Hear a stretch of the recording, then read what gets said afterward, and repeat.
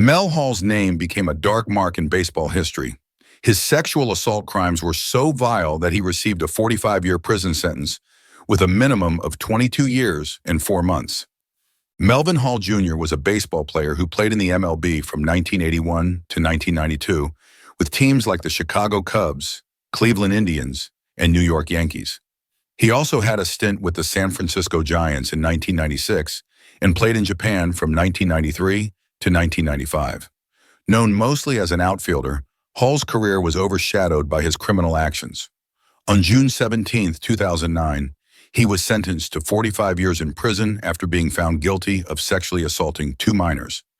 But before we go on with all the details, make sure to subscribe. During spring training in 1989, he made a splash by checking both his wife and his girlfriend into the same hotel. Things got really awkward when the 2 women ended up fighting by the pool, with the whole scene unfolding for everyone to see.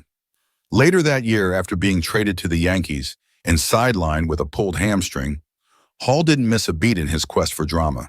He ended up in a rough wrestling match with teammate Ricky Henderson right in the clubhouse. To top it all off, there was even a report that Hall brought a gun into the Yankees clubhouse. While these antics were often seen as just part of Hall's eccentric personality, he himself brushed it off as simply me being Mel Hall. Mel Hall had a deep passion for sex.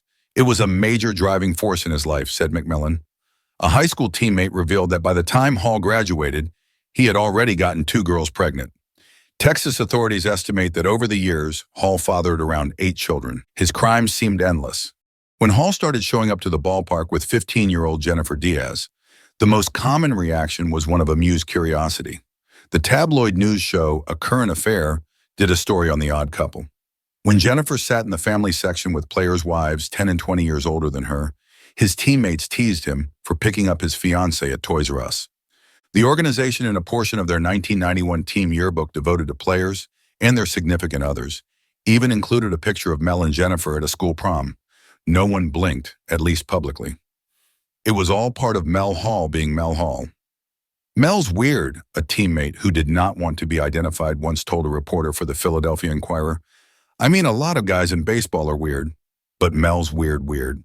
The first time Hall had sex with Jennifer, the 15-year-old cried. Decades later, she testified that Hall told her it was okay because he would marry her once she turned 18. Jennifer's family quickly became a familiar sight at Yankee games. Just like she did, their presence seemed to offer some public validation for Hall's behavior. If her parents were okay with what was happening, it made it harder for his teammates to criticize him.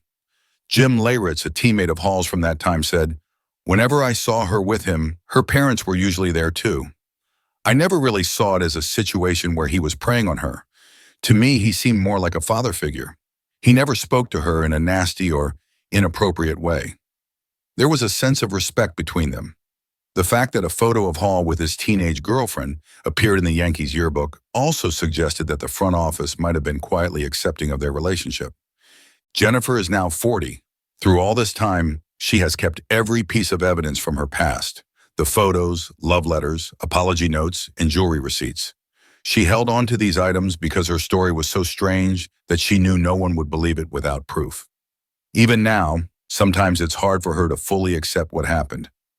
Everything moved so quickly, and she felt like she had so little control over how it all unfolded. Her interview uncovered startling revelations. She revealed in her interview that Hall controlled her life with an iron grip. He would pick her up from high school, insisting she make a quick dash to the car without even looking up. Hall allowed only a small group of friends he deemed harmless, while forcing her to cut ties with everyone else. One person he was particularly jealous of was a 15-year-old boy Jennifer had a crush on before Hall entered her life. This boy quickly became a source of intense jealousy for the 28-year-old baseball player. Jennifer also shared that Hall stopped her from doing things she once enjoyed, like going to the beach. She suspects that the pool on their property was his way of keeping her away from other men. In her testimony, she described how Hall dominated her life. It was Mel Hall all the time. Whenever he went on a road trip, he would scold me and tell me not to see anyone, not to talk to anyone, not to go anywhere, and just to wait for his calls. She further explained in an interview that Hall was obsessed with her purity. "He was thrilled that I was a virgin before I met him. As their relationship progressed, Hall's possessiveness grew more intense. On one rare occasion when they went out to dinner, Hall made a scene by confronting a man he thought was looking at Jennifer. His controlling behavior also included locking her in a closet for a few hours whenever he disapproved of her clothing. During the trial, one of his apology notes for these incidents was even presented as evidence. Although Hall never physically harmed Jennifer, his actions made her life so difficult that it became easier for her to try and avoid his outbursts rather than confront him. Adding to her stress, Jennifer's family relied on Hall for financial support, which meant that keeping him happy was essential for their well-being.